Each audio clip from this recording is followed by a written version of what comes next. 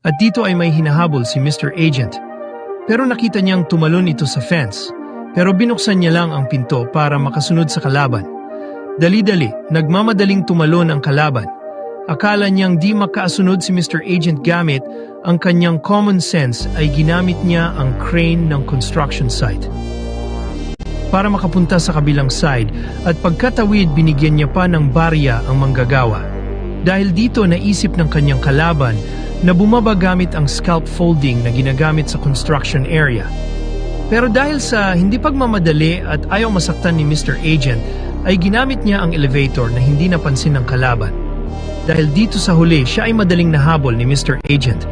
Tinuturuan tayo nito na ang matalinong tao ay nag-iisip muna bago gawin ang isang bagay para hindi tayo masaktan sa huli.